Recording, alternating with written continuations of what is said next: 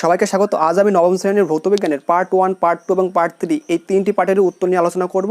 অবশ্যই ভিডিওটা শেষ পর্যন্ত দেখবে। এছাড়া তোমাদের নবম শ্রেণীর অঙ্ক জীবনবিজ্ঞানের পার্ট 1, পার্ট 2 এবং পার্ট 3 ভিডিও আপলোড করা হয়ে গেছে। যারা দেখোনি অবশ্যই দেখে নেবে, প্লে লিস্টে রাখা আছে, সবগুলো তোমরা দেখতে পারবে। পার্ট 1-এর প্রথম প্রশ্নটি হলো ডাইন ও নিউটনের মধ্যে সম্পর্কটি প্রতিষ্ঠা করো, এবং উত্তরটা কীভাবে লিখবে দেখে নাও। প্রথমেই হেডিং করে নেবে ডাইন ও নিউটনের মধ্যে সম্পর্ক প্রতিষ্ঠা। এখানে বুঝতেই পারছো ডাইন হলো বলের সিজিএস একক এবং নিউটন হলো বলের এসআই একক। তাহলে আমাদের সিজিএস এবং এসআই ইউনিটের মধ্যে সম্পর্কটা প্রতিষ্ঠা করতে হবে। আমরা সবাই জানি 1 নিউটন সমান 1 KG into 1 metre per second square. ঠিক আছে, এখন কেজি থেকে গ্রামে যেতে হবে, মিটার থেকে সেমি যেতে হবে। 1 কেজি মানে হলো 1000 গ্রাম, তাই 10-এর কিউ লেখা হয়েছে, এবং 1 মিটার মানে হলো 100 সেন্টিমিটার, তাই 10-এর স্কোয়ার লেখা হয়েছে। এখন 10-এর কিউ আর 10-এর স্কোয়ার আমরা 10⁵ বলতে পারি, আর গ্রাম সেমি পার সেকেন্ড স্কোয়ারকে একসঙ্গে লিখব। এখন 10⁵ ডাইন, অর্থাৎ গ্রাম সেমি পার সেকেন্ড স্কোয়ারকে আমরা ডাইন বলতে পারি। অতএব কী বলতে পারবো, 1 নিউটন সমান 10⁵ ডাইন, এবং এআই হবে ডাইন ও নিউটনের মধ্যে সম্পর্ক। এবার 2 নম্বর প্রশ্ন, একটি নিস্তরিত পরমাণুর কে কক্ষে 2টি, এল কক্ষে 8টি ও এম কক্ষে 2টি ইলেকট্রন আছে। মৌলটির পরমাণু ক্রমাঙ্ক কত? একটা প্রশ্ন করেছে এখানে, মৌলটির পরমাণু ক্রমাঙ্ক কত। আর মৌলের পরমাণুটির এম কক্ষের ইলেকট্রন 2টি সরিয়ে নিলে যে আয়ন তৈরি হবে তার সংকেত লেখো। এখানে মোট 2টো প্রশ্ন করেছে। তাহলে 2 নম্বর প্রশ্নের উত্তরটা কীভাবে করবে একটু দেখে নাও তোমরা। 2 নম্বর প্রশ্নের উত্তরে প্রথমেই তোমরা যে কে কক্ষে 2টি ইলেকট্রন, এল কক্ষে 8টি, এম কক্ষে 2টি, এভাবে লিখে নেবে। কে কক্ষে 2টি, এল কক্ষে 8টি এবং এম কক্ষে 2টি, এভাবে লিখে নেবে। অতএব মৌলটির পরমাণু ক্রমাঙ্ক সমান সমান 2 + 8 + 2, মানে হলো কে কক্ষ, এল কক্ষ, এম কক্ষের ইলেকট্রনগুলি যোগ করলে কত পেলাম? 12 পেলাম। এই যোগফলটাই হবে ওই মৌলটির পরমাণু ক্রমাঙ্ক। ঠিক আছে, অতএব মৌলটির পরমাণু ক্রমাঙ্ক কত? 12। আর আমরা সবাই জানি যে ম্যাগনেসিয়ামের পরমাণু ক্রমাঙ্ক 12, তাহলে আমরা বলতে পারবো অতএব প্রদত্ত মৌলটি হলো ম্যাগনেসিয়াম। ক্লিয়ার? এখন এর সঙ্গে যে পার্টটা প্রশ্ন আছে সেই পার্টের প্রশ্নের উত্তরটা দেখে নাও।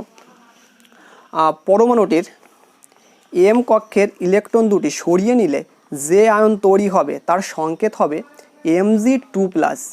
ঠিক আছে, এখানে হবে Mg2+। মনে রাখবে, ইলেকট্রন যদি বেরিয়ে যায় বা সরিয়ে নেওয়া হয় তাহলে উপরে সবসময় ধনাত্মক আয়ন চলে আসে, অর্থাৎ Mg2+। যেহেতু 2টি ইলেকট্রন সরিয়ে নেওয়া হয়েছে তাই Mg2+ হয়েছে। ঠিক আছে, তাহলে এখানে ম্যাগনেসিয়াম আয়ন উৎপন্ন হবে। আশা করি বুঝতে পেরেছ। 3 নম্বর প্রশ্ন, একটি মাপনী সঙ্গের সাহায্যে কিভাবে তুমি 1 ফোঁটা জলের আপাত আয়তন নির্ণয় করবে। 3 নম্বর প্রশ্ন উত্তর কীভাবে করবে একটু দেখে নাও। তোমরা দেখতে পাচ্ছ স্ক্রিনে, প্রথমেই এরকম চিত্র দুটো এঁকে নেবে। এটা হলো পাত্র, এই পাত্রটা বালতি হতে পারে বা যে কোনো বিকার হতে পারে, এবং আরেকটা আয়তন মাপনী চোঙ এঁকে নেবে এবং লিখে রাখবে এখানে 100 ফোঁটা এবং এখানে লিখে রাখবে 1 লিটার। ঠিক আছে, এইভাবে চিত্রটা আঁকবে। এবং এবার ধরে নেবে, মনে করি জল ফেলা হয়েছে x ফোঁটা, আয়তন v লিটার। ঠিক আছে, অতএব ফোঁটার আয়তন সমান সমান জলের আয়তন বাই ফোঁটার সংখ্যা সমান সমান কী বলতে পারবো? v/x। তাহলে এটাই হয়ে যাবে কিন্তু আমাদের উত্তর। 3 নম্বর প্রশ্নের উত্তর হয়ে যাবে কিন্তু v/x। ঠিক আছে, এটাই হবে জলের আপাত আয়তন। 4 নম্বর প্রশ্ন, রাদারফোর্ডের পরমাণু মডেলের ত্রুটি লেখো। আমি তোমাদের একটা ত্রুটি লিখে দেবো, তোমরা তোমাদের বই থেকেও অন্য অন্য ত্রুটিগুলো লিখতে পারো। তোমরা দেখতে পাচ্ছ স্ক্রিনে আমি একটা ত্রুটি লিখেছি, পরমাণুর স্থায়িত্ব বা অস্তিত্ব। তোমরা এটাও লিখতে পারো অথবা তোমাদের বই থেকে সিলেক্ট করতে পারো অন্য একটা। ক্লার্ক ম্যাক্সওয়েলের তত্ত্ব অনুসারে স্থির তড়িৎাকর্ষণে আবদ্ধ ইলেকট্রন নিউক্লিয়াসকে কেন্দ্র করে আবর্তন করলে এর শক্তি ধারাবাহিকভাবে ক্রমশ কমতে থাকবে এবং মুহূর্তের মধ্যে এটি নিউক্লিয়াসে এসে পড়বে। তাহলে রাদারফোর্ডের প্রস্তাবিত পরমাণুর অস্তিত্ব থাকলো কিভাবে, অথচ পরমাণু পদার্থের একটি স্থায়ী সত্তা। এটা হলো রাদারফোর্ডের পরমাণু মডেলের একটা ত্রুটি। তোমরা অন্য ত্রুটিও লিখতে পারো। 5 দাগের প্রশ্ন, একটি খেলনা গাড়ি 20 সেমি/সেকেন্ড বেগে চলছিল। 1 মিটার দূরত্ব যাবার পরে ওই গাড়িটির বেগ দাঁড়ালো 50 সেমি/সেকেন্ড। গাড়িটির ত্বরণ নির্ণয় করো। ঠিক আছে, এবার আমাদের এই প্রশ্নে যা যা দেওয়া আছে সেগুলো আগে লিখে নেবে। দেওয়া আছে প্রাথমিক বেগ u = 20 সেমি/সেকেন্ড, এটা দেওয়া আছে। অন্তিম বেগ v = 50 সেমি/সেকেন্ড দেওয়া আছে। অতিক্রান্ত দূরত্ব 1 মিটার, আমি এখানে 100 সেমি লিখেছি, দেখতে পাচ্ছ উপরে যে বেগ, প্রাথমিক বেগ, অন্তিম বেগ এইগুলো সবই হলো সিজিএস পদ্ধতিতে দেওয়া আছে। তাই আমাদের অতিক্রান্ত দূরত্ব যেটা থাকবে সেটাকেও আমি মানে সিজিএস এককেই লিখবো। যেহেতু 1 মিটার দেওয়া আছে আর 1 মিটার মানে 100 সেন্টিমিটার, তাই আমি অতিক্রান্ত দূরত্ব এস সমান সমান 100 সেমি একবারে লিখে দিয়েছি। তোমরা 1 মিটার সমান সমান 100 সেন্টিমিটার লিখতে পারো। ত্বরণ এ ইকুয়াল টু হোয়াট চিহ্ন দিয়ে রাখবে, আমাদের ত্বরণের মানটাই বের করতে বলেছে। ঠিক আছে, এই মানগুলো আমাদের জানা কমপ্লিট। এবার আমরা জানি ভি স্কোয়ার সমান সমান ইউ স্কোয়ার প্লাস 2as, এটা আমাদের জানা আছে আগে থেকেই, সেই হিসাবে সূত্রটা লিখবো, তারপরে মানটা বসিয়ে দেবো। এবার ভি এর মান 50 বসিয়ে দাও, এখানে ইউ এর মান 20 বসিয়ে দাও, এর মানটা থেকে যাবে এবং এস এর মানটা 100। এইভাবে এবার মানগুলো বসানোর পরে হিসাব করলে কি পাচ্ছি আমরা, 2500 সমান সমান 400 প্লাস 200a, বা 2500 মাইনাস 400 সমান সমান 200a, বা 200a সমান সমান 2100 বলতে পারি, বা এ সমান সমান 2100/200। এখন এটা হিসাব করলে কত হয়, 0 0 কেটে যাবে, 21/2 থাকবে, অতএব এ সমান সমান 10.5 সেমি পার সেকেন্ড স্কোয়ার। যেহেতু ত্বরণের সিজিএস একক হলো সেমি পার সেকেন্ড স্কোয়ার, তাহলে আমরা অবশ্যই ত্বরণটা লিখবো, এককটা লিখবো। অতএব নির্ণয় ত্বরণ কী হবে, 10.5 সেমি পার সেকেন্ড স্কোয়ার। ঠিক আছে, এটাই কিন্তু হয়ে যাবে তোমাদের 5 নম্বর প্রশ্নের উত্তর। এবার তোমাদের পার্ট 2তে যে প্রশ্নগুলো আছে সেই প্রশ্নগুলো আলোচনা করব। তোমাদের পার্ট 2তে প্রথম যে প্রশ্নটা আছে সেটা হলো সত্য মিথ্যা বিচার করো, আইসোবারগুলোর ভর সংখ্যা সমান হলেও ভর সমান নয়। ঠিক আছে, প্রথম প্রশ্নের উত্তরটা কীভাবে লিখতে হবে দেখে নাও তোমরা। আইসোবারগুলির ভর সংখ্যা সমান এবং পরমাণু ক্রমাঙ্ক আলাদা। এদের নিউক্লিয়াসে বিভিন্ন সংখ্যক প্রোটন ও নিউট্রন থাকে, কিন্তু তাদের যোগফল সমান হয়, এজন্য তাদের ভর সংখ্যা সমান হয়। কিন্তু ইউ এককে প্রোটনের ভর 1.00728 ইউ এবং নিউটনের ভর 1.00867 ইউ, এজন্য তাদের ভর সংখ্যা সমান হলেও ইউ এককের ভরের সামান্য পার্থক্য হয়ে থাকে। ঠিক আছে, তাহলে প্রথম প্রশ্নের উত্তরটা এভাবে লিখবে। 2 নম্বর প্রশ্ন, ওজনের বাক্সের বাটখারাগুলির ভর 5:2:2:1 অনুপাতে রাখার কারণ কি? 2 নম্বর প্রশ্নের উত্তরটা দেখো কীভাবে লিখতে হবে। সাধারণ তুলা যন্ত্রের ওজন বাক্সে বাটখারাগুলোর ভর 5:2:2:1 রাখা হয়, যাতে 10 মিলিগ্রাম থেকে 211.11 গ্রাম পর্যন্ত যে কোনো মানের ভর এদের সাহায্যে মাপা যায়। এই জায়গায় পর্যন্ত হবে, বানানটা ভুল আছে। ঠিক আছে, তাহলে এটাই হবে কিন্তু 2 নম্বর প্রশ্নের উত্তর। এবার 3 নম্বর প্রশ্ন, বায়ুশূন্য স্থানে এরোপ্লেন উড়তে পারে না কেন? ঠিক আছে, 3 নম্বর প্রশ্নের উত্তরটা কীভাবে লিখবে দেখে নাও, তোমরা স্ক্রিনে দেখতে পাচ্ছ। আকাশে ওড়ার সময় এরোপ্লেন ডানার সাহায্যে বায়ুর উপর একটি বল প্রয়োগ করে এবং বায়ুও এরোপ্লেনের উপর সমান ও বিপরীতমুখী প্রতিক্রিয়া বল প্রয়োগ করে। এই প্রতিক্রিয়া বলের জন্য এরোপ্লেন আকাশে উড়তে পারে। বায়ুশূন্য স্থানে এইরূপ প্রতিক্রিয়া বলের উদ্ভব হয় না, তাই বায়ুশূন্য স্থানে এরোপ্লেন উড়তে পারে না। ঠিক আছে, এভাবে লিখে নেবে, তাহলে 3 নম্বর প্রশ্নের উত্তরটা কমপ্লিট হয়ে যাবে। 4 নম্বর প্রশ্ন, রাদারফোর্ডের পরীক্ষা থেকে কীভাবে তিনি এই সিদ্ধান্ত উপনীত হন যে পরমাণুর অধিকাংশ স্থানই ফাঁকা? ঠিক আছে, 4 নম্বর প্রশ্নের উত্তর করতে হলে তোমাদের প্রথমেই একটা চিত্র এঁকে নিতে হবে। আমি যে চিত্রটা এঁকেছি তোমরা এভাবে চিত্রটা এঁকে নেবে। চিত্র এঁকে মাঝের যে প্লাস চিহ্নগুলো দেওয়া আছে এটা কি, এটা হলো নিউক্লিয়াস, আর এই সাইডের যে প্লাসগুলো দেওয়া আছে এইগুলো হলো আলফা কণা ইলেকট্রন। আলফা কণা ইলেকট্রনগুলো একটু ডিপ কালি দিয়ে করা হয়েছে, এটা তোমাদের চিহ্নিত করার জন্য তোমরাও এইভাবে ডিপ করে নেবে, তাহলে ভালো হবে। প্রথমে এই চিত্রটা এঁকে নেবে, তারপরে পরীক্ষাটি বর্ণনা করতে হবে।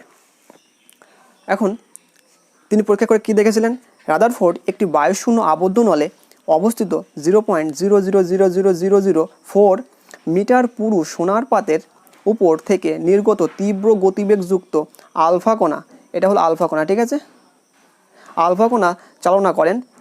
একটি বৃত্তাকার জিঙ্ক সালফাইড প্রলিপ্ত পর্দা সোনার পাতের পিছন দিকে রাখা হয়। এই পর্দার উপর কোনো আলফা কণা আঘাত করলে একটি উজ্জ্বল বিন্দু উৎপন্ন হয়। উৎপন্ন স্ফুলিঙ্গের অবস্থান থেকে আলফা কণা গতিবেগ জানা যায়। ঠিক আছে, এটা ছিল পরীক্ষা। এবার পর্যবেক্ষণ, তিনি কি কি পর্যবেক্ষণ করেছিলেন একটু দেখে নাও। 1 নম্বর, অধিকাংশ আলফা কণা অবিক্ষিপ্তভাবে নির্গত হয়ে পর্দায় আঘাত করে। এবং 2 নম্বর, অল্প সংখ্যক আলফা কণা প্রায় সামান্য কোণে বিক্ষেপিত হয়ে সোনার পাত ভেদ করে বেরিয়ে যায়। 3 নম্বর পয়েন্ট, কয়েকটি আলফা কণা প্রায় 180 ডিগ্রি কোণে বিক্ষেপিত হয় বা সম্পূর্ণ ফিরে আসে। এবার সিদ্ধান্ত 1 নম্বর, সোনার পরমাণুর সমন্বয়ে গঠিত অধিকাংশ আলফা কণা এই পরমাণুগুলিকে ভেদ করে সোজা বেরিয়ে যায়, সুতরাং পরমাণুর বেশিরভাগ স্থানই ফাঁকা। 1 নম্বর সিদ্ধান্ত। এবার 2 নম্বর সিদ্ধান্ত, আলফা কণা ইলেকট্রনের চেয়ে প্রায় 7500 গুণ ভারী হওয়ায় পরমাণুর ভেতর দিয়ে যাওয়ার সময় নগণ্য ভরযুক্ত ইলেকট্রনের দ্বারা আলফা কণার গতিবেগ একেবারেই প্রভাবিত হয় না। এজন্য অধিকাংশ আলফা কণা পরমাণুগুলিকে ভেদ করে সোজা বেরিয়ে যায়। ঠিক আছে, এই ছিল তোমার 4 নম্বর প্রশ্নের উত্তর। পার্ট 3তে তোমাদের যে প্রশ্নগুলো আছে তার প্রথম প্রশ্নটি হলো, তোমরা দেখতে পাচ্ছ স্ক্রিনে, বিজ্ঞানের বিভিন্ন শাখায় অ্যাভোগাড্রো সংখ্যার গুরুত্ব আলোচনা করো। প্রথম প্রশ্নের উত্তর কীভাবে লিখবে একটু দেখে নাও স্ক্রিনে। তোমরা দেখতে পাচ্ছ প্রথমেই দাগ নম্বর দিয়ে হেডিং করে নেবে বিজ্ঞানের বিভিন্ন শাখায় অ্যাভোগাড্রো সংখ্যার গুরুত্ব, এইভাবে হেডিংটা করে নেবে। তারপর লিখবে 1 নম্বর পয়েন্ট, গ্যাস আয়তন সূত্র প্রমাণ করা যায়। 2 নম্বর পয়েন্ট, নির্দিষ্ট পরিমাণ কোনো পদার্থের কত সংখ্যক অণু, পরমাণু বা আয়ন আছে তা জানা যায়। 3 নম্বর পয়েন্ট, কোনো পদার্থের অণু, পরমাণুর ভর প্রকাশ করা যায়। 4 নম্বর পয়েন্ট, এই সংখ্যার সাহায্যে বোলজম্যান ধ্রুবকের মান নির্ণয় করা যায়। 5 নম্বর পয়েন্ট, গ্যাসীয় যৌগের আণবিক সংকেত নির্ণয় করা যায়। এটাই হবে প্রথম প্রশ্নের উত্তর। 2 নম্বর প্রশ্ন, এসটিপিতে গ্যাসীয় এমন একটি যৌগের 3.011 × 1022 সংখ্যক অণুর ভর 3.2 গ্রাম হলে যৌগটির গ্রাম আণবিক গুরুত্ব নির্ণয় করো। এসটিপিতে 3.2 গ্রাম গ্যাসীয় যৌগটির আয়তন কত লিটার? এটা তোমাদের 2 নম্বর প্রশ্ন। এবং 2 নম্বর প্রশ্নের উত্তরটা কীভাবে করবে একটু দেখে নাও। আমাদের উত্তরটা চেয়েছে হলো যৌগটির গ্রাম আণবিক গুরুত্ব কত। ঠিক আছে, গ্রাম আণবিক গুরুত্ব বের করতে হলে সবসময় অ্যাভোগাড্রো সংখ্যক অণুর মধ্যে অণুর ভরটা কত সেটা বের করতে হয়। তা আমাদের দেওয়া আছে, প্রথমে খেয়াল করো, এসটিপিতে 3.011 × 1022 সংখ্যক অণুর ভর 3.2 গ্রাম, এটা দেওয়া আছে। অতএব 1 সংখ্যক অণুর ভরটা বের করলাম, ভাগ হয়ে যাবে। আর আমাদের টার্গেট হলো অ্যাভোগাড্রো সংখ্যক অণুর মধ্যে অণুর ভরটা কত সেটা বের করা। অতএব 6.022 × 1023, এটা হলো অ্যাভোগাড্রো সংখ্যক অণুর ভর কত হবে 3.2 × 6.022 × 1023 বাই কত হবে 3.011 × 1022 গ্রাম। ঠিক আছে, এবার এটাকে যদি হিসাব করা হয় কাটাকাটি করে কত পেলাম দেখতেই পাচ্ছ এখানে 64 গ্রাম। ঠিক আছে, তাহলে আমরা বলতে পারবো যৌগটির আণবিক ভর 64 গ্রাম। তাহলে প্রথম প্রশ্নটার উত্তর কী হলো, যৌগটির গ্রাম আণবিক গুরুত্ব নির্ণয় করো। সেক্ষেত্রে উত্তর কী হবে, অতএব যৌগটির গ্রাম আণবিক গুরুত্ব হলো 64 গ্রাম। এটা হয়ে যাবে উত্তর। ঠিক আছে, আর এর সঙ্গে একটা প্রশ্ন অ্যাড ছিল, সেটা হলো এসটিপিতে 3.2 গ্রাম গ্যাসীয় যৌগটির আয়তন কত লিটার। এই প্রশ্নের উত্তরটা করার জন্য আমাদের এই গ্রাম আণবিক ভরটা কাজে লাগবে। আবার এসটিপিতে 64 গ্রাম গ্যাসীয় যৌগের আয়তন 22.4 লিটার। এটা সবাই জানি যে এসটিপিতে গ্রাম আণবিক ভর যত হয় তার মধ্যে আয়তন কত হয় 22.4 লিটার হয়। অতএব 1 গ্রাম গ্যাসীয় যৌগের আয়তন কত হবে, কম হবে, 22.4 / 64। আর আমাদের বের করতে বলেছে 3.2 গ্রামের মধ্যে। অতএব 3.2 গ্রাম গ্যাসীয় যৌগের আয়তন সমান 22.4 × 3.2 / 64। এখন এটা যদি হিসাব করা হয় কাটাকাটি করে কী পেলাম আমরা দেখে নাও এখানে। তাহলে এখানে পয়েন্ট তুললে নিচে 10 গুণ হবে, এখান থেকে পয়েন্ট তুললে নিচে 10 গুণ হবে। এবং যদি 32 দিয়ে যদি 64কে কাটাকাটি করি তাহলে 2 হবে নিচে, 2 দিয়ে 224কে কাটলে 112 হবে, তাহলে 112/100। আর নিচে থাকবে কত 1.12 লিটার। তাহলে গ্যাসটির বা ওই যৌগটির আয়তন কত হবে 1.12 লিটার। ঠিক আছে, এটা হয়ে যাবে 2 নম্বর প্রশ্নের উত্তর। 3 নম্বর প্রশ্ন, কোনো ব্যক্তি হাতে একটি সুটকেস ভূমির সঙ্গে লম্বভাবে ঝুলিয়ে অনুভূমিক তল বরাবর হেঁটে গেলে অভিকর্ষ বলের বিরুদ্ধে কৃতকার্যের মান কত হবে ব্যাখ্যা করো। খুবই গুরুত্বপূর্ণ একটা প্রশ্ন এবং উত্তরটা কীভাবে লিখবে দেখে নাও। প্রথমেই উত্তরটা লিখে নেবে, এক্ষেত্রে অভিকর্ষ বলের বিরুদ্ধে কৃতকার্যের মান 0 হবে, অর্থাৎ কোনো কার্য করবে না। ঠিক আছে, এখন ব্যাখ্যাটা কি, কারণ কোনো ব্যক্তি সুটকেস হাতে অনুভূমিক পথে হেঁটে গেলে সুটকেসের সরণের অভিমুখ অভিকর্ষ বলের অভিমুখের সঙ্গে লম্বভাবে থাকে। এক্ষেত্রে বস্তুর সরণের দিকে বলের কোনো উপাংশ থাকে না।